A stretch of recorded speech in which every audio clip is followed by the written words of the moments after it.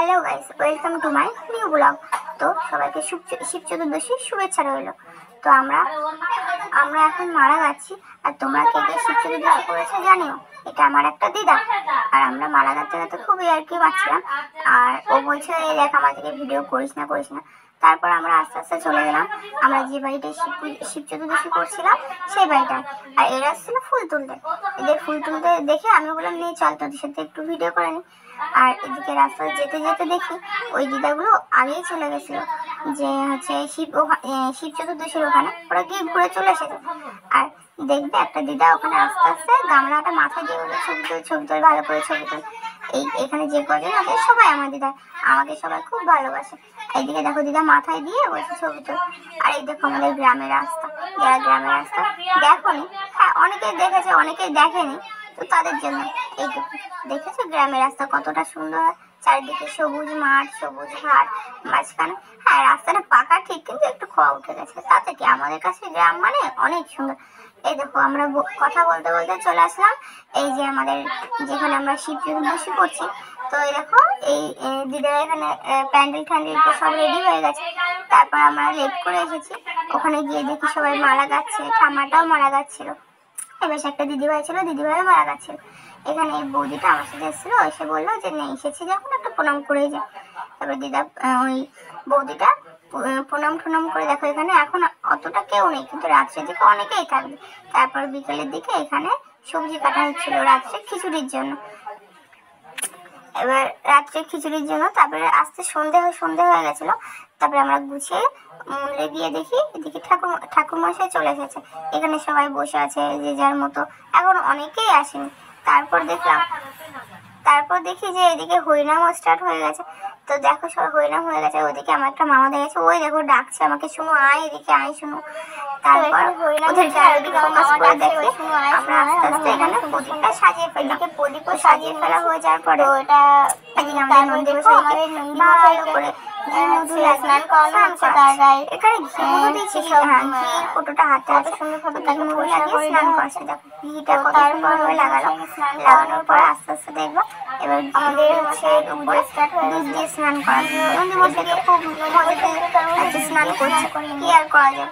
তো এই দেখো তারপর স্নান করানো হয়ে যাওয়ার পর এদিকে নন্দী মশাই তো মজা করছে। তারপর চলে এলো আমার পর্ব। আমি সবাইকে শিব চতুর্দশীতে প্রথম যে পুজোটা প্রথম প্রহরে সেটা পুজো করে ফেললাম। এখানে সবার মাথায় ফুল দিয়ে দিলাম।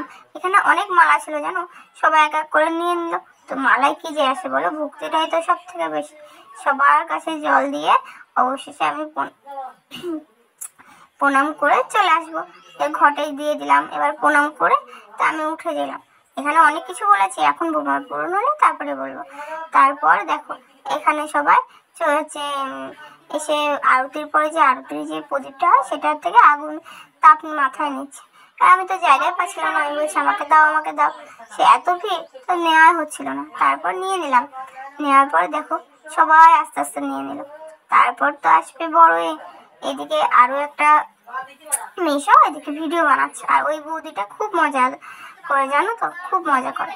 তারপরে এখানে সবাই বসে আছে, ঠাকুর মশাই তো দাঁড়িয়ে আছে যে এরপরে হচ্ছে হবে। তারপরে আমরা দ্বিতীয় প্রহরের পুজো দিতেছিলাম। এখন দেখেছো 2টো বাজে।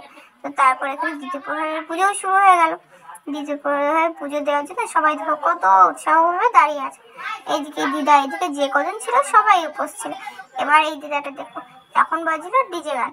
এবার ডিজে গানে আমাদের দিদা বলছে যে নাচ। আমি তো বলছি যে এখন না পরে। তো দিদাকে বললাম তুমি নাচো। তো দেখো দিদা কেমন ভাবে ড্যান্স করে দিল। এই ড্যান্সটার নাম কি দেওয়া যায় বলো তো? আর এদিকে তো ঘুম চলে এসেছে গো, এখনো দুপুর হতে পারলো না, এদিকে ঘুম চলে এসেছে এই মাসিটা। তারপরে আমাদের তৃতীয় প্রহরের পুজো শুরু হয়ে গেল। এদিকে তৃতীয় প্রহরের পুজো হওয়ার পরে এই মামিটা বলছে চল নাচ করবো। আমি বলছি দাঁড়াও আমি দিয়ে দিই। তারপরে তো আমি চলে আসলাম আমার মতো আমি পুজো করতে। তো সবার মাথায় ঘি ছিল, সবার মাথায় ঘি দিয়ে সবার মাথায় নন্দীর মাথায়, ভোলে বাবার মাথায়, ত্রিশূলের মাথায়, ছোট 2 ভোলে বাবা ছিল তাদের মাথায়ও এরকম দিয়ে দিলাম। দেওয়ার পরে সব বলছে নিয়ে তাড়াতাড়ি কর, আমাদের তো দিতে হবে। তো আমি কি করবো বলো, আমারও তো মনস্কামনা আছে ঠাকুরের কাছে চাওয়ার জন্য। তারপর আমি আমার সব মনের দুঃখ শিব বাবাকে বলে দিলাম। বললাম নাও আমার সাথে তুমি একটু থাকো, তুমি না থাকলে কে থাকবে বলো। বলার পর এদিকে দেখি এই দিদা এসে ঘুমিয়ে পড়েছে। এদিকে ইনি নাচতে নাচতে ক্লান্ত হয়ে ইনিও ঘুমিয়ে পড়েছে। তারপর দেখো আমাদের চতুর্থ পুজো চলে এসেছে, এখন কিন্তু 4:05 বাজে। তো দেখো পুজো দিতে দিতে আমি আবার চলে আসলাম। আবার এসে আবার এখানে যখন বসলাম তো বললো যে প্রদীপের তেলটা তো কমে গেছে, তুই একটু তেলটা দিয়ে দে। তেলটা দিয়ে দিলাম, দিয়ে আমি আবার হচ্ছে নন্দীকে মধু দিয়ে স্নান করালাম, শিব ভোলে বাবাকে মধু দিয়ে স্নান করালাম, ছোট্ট ছোট্ট ভোলে বাবাকেও মধু দিয়ে স্নান করালাম, এদিকে ত্রিশূলও দিয়ে দিয়েছিলাম। তো আমার পুজো হয়ে যাওয়ার পরে তারপরে আরেকজন যাবে বলে রেডি হচ্ছিল। এবার এটা তো হচ্ছে এই বছরের লাস্ট প্রণাম তো শিব বাবার কাছে। হ্যাঁ, এই শিবরাত্রি হিসেবে লাস্ট প্রণাম নয়, সারা জীবনে তাকে মনের ভিতরে নিয়ে চলতে হবে। তার কাছে আমার মনের সব কথা বলে দিলাম, না এবার তুমিও আমার কথা শোনো, তুমিও আমার সাথে থাকো, আর ভুল হলে ক্ষমা করে দিও, ঠিক আছে না? তারপর আমরা প্রসাদ নিয়ে বাড়ি চলে এসেছিলাম। তো আমার ব্লগটা কেমন লাগলো আর সবাই হর হর মহাদেব লিখতে ভুলো না, তো সাবস্ক্রাইব করে দিও। টাটা।